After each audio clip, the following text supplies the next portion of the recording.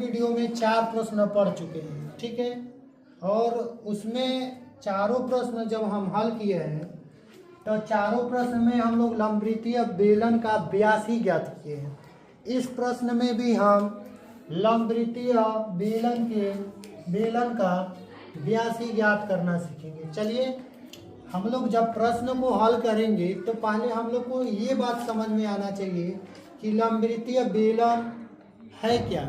तो पहले अगर लंबवृत्तीय बेलन का नाम लेगा तो आप लोगों को दिमाग में ये बैठा लेना है कि पहले हमको फिगर याद होना चाहिए कि लंबवृत्तीय बेलन ऐसे बनता है, ठीक है।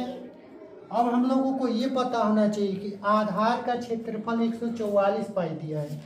आधार का क्षेत्रफल 144 पाई सेमी स्क्वायर दिया है, मतलब कि ये कह रहा है कि ये वृत्त दिया हुआ है और इसी का ये पूरा क्षेत्रफल दे रखा है, वृत्त है। और वृत्त ये है, इसका आधार है। लंबवृत्तीय बेलन में ये आधार का क्षेत्रफल है और इसी आधार का क्षेत्रफल हमारा 144 पाई सेमी स्क्वायर दिया है। तो हम लोगों को पहले आधार का क्षेत्रफल ज्ञात करेंगे, क्योंकि व्यास का मान ज्ञात करने के लिए आर का मान पता होना चाहिए।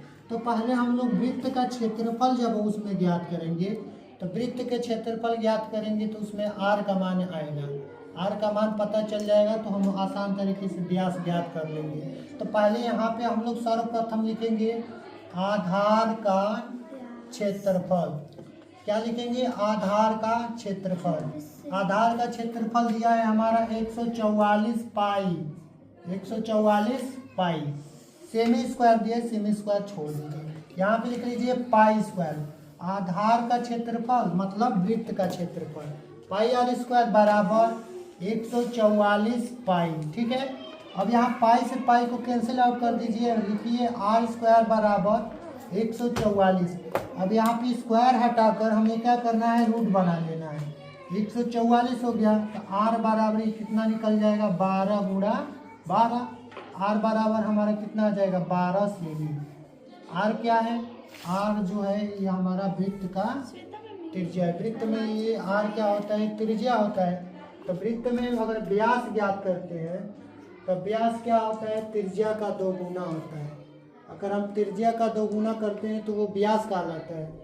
आर का मान क्या दिया है, 12, तो यहाँ पे हम 12 भर लेंगे, 12 सेमी। तो 12 दूनी हमारा 24 सेमी क्या आ जाएगा, व्यास। तो व्यास ज्ञात करने के लिए हमें क्या पहले पता होना चाहिए, त्रिज्या। क्या पता होना चाहिए, त्रिज्या। कभी भी हम लंबवृत्तीय बेलन का आधार का क्षेत्रफल दिया रहेगा तो उसमें हम आर का मान पता करेंगे, और आर का मान पता रहेगा तभी हम उसमें व्यास ज्ञात कर पाएंगे, अन्यथा नहीं कर पाएंगे। बस इतना ही, क्यों हो गया।